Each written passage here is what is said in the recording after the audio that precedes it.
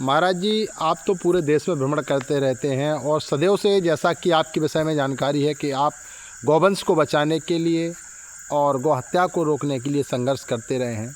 इस बार आपके द्वारा सुना है कि कोई अलग से एक निर्णय लिया गया है कि बैलों का गोबर खरीदने का सदाचारी किसानों को, कैसा क्या पूरा मामला है, हम आपसे ही जानना चाहते हैं। भाई, इसी लेटेस्ट कुंभ में जो अभी निकट 25 में बीता है कुंभ, हमारे जनवरी में हम पूरा समय कुंभ में रहे।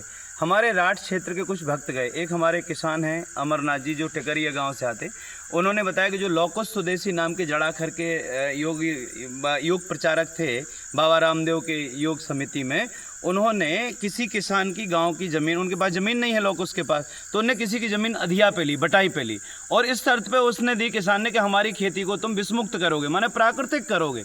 तो मुझे बड़ा अच्छा लगा जब उन्होंने ये बात हमको बताई कुंभ में। तो जब मैं बुंदेलखंड आया कुंभ के बाद, तो मैं लगातार बुंदेलखंड में भ्रमण कर रहा हूँ। अभी मैंने पनवाड़ी विकास खंड के इस खिरिया धाम में जो बालाजी का मंदिर है, जिसके सेवक हैं मुकेश नायक जी, और यहाँ पे हमारे बाबा जी यज्ञ कराते हैं, सब लोग मिल करके, इस क्षेत्र की सभी जनता।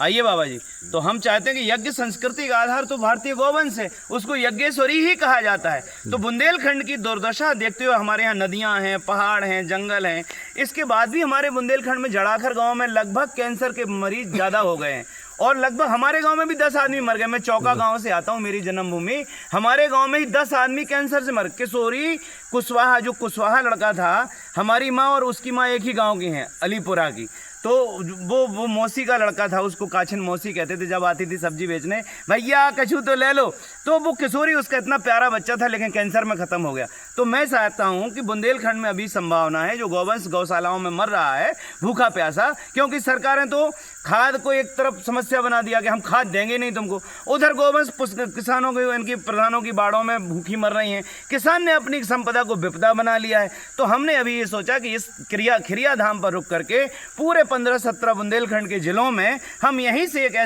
ऐसा शंखनाद करेंगे इस पांडववाड़ी पनवाड़ी से, क्योंकि ये गौरक्षा का केंद्र बने। क्योंकि विराट की गायों की रक्षा के लिए अर्जुन ने अपने गांडीव को उठाया था उस समय जब वो बहुत सीक्रेट रहते थे, बहुत भूमिगत रहते थे, बहुत उसमें रहते थे, वो अज्ञातवास में रहते थे। लेकिन जब गाय का विषय आया तो गांडीव उठा लिया। इसलिए भले ही अंग्रेजी स्ट्रक्चर हमारे खिलाफ हो, भले ही हमारे ऊपर झूठे मुकदमे लिख जाएं, हम यहाँ एक CCTV कैमरा लगवा चुके हैं कि हमारी प्रेजेंटेशन देख लो, मेरे ऊपर झूठे मुकदमे लग जाएं, मेरे ऊपर सरकारें रूठ जाएं, मेरे ऊपर कॉरपोरेट रूठ जाए, मुझे फांसी पर चढ़ा दे, लेकिन गौवंश की रक्षा के लिए जो अलग जगह, वो ये हमने विचार किया कि जो सदाचारी किसान है, उसके बैल का, जो व्यसन मुक्त किसान है, उसके बैल का गोबर हम यहाँ क्रय करेंगे, और उस बैल का गोबर का मूल्य भी देंगे, और उसको हम खाद भी देंगे। ऐसा नहीं कि उसको हम खाद से वंचित रखें। सबसे पहले हम अच्छी क्वालिटी की खाद, उसको कई गुणात्मक, उसमें जो ऊर्जा रहेगी, हम जीवामृत बना करके हम उस किसान के खेत में उपयोग तक सिखाने जाएंगे।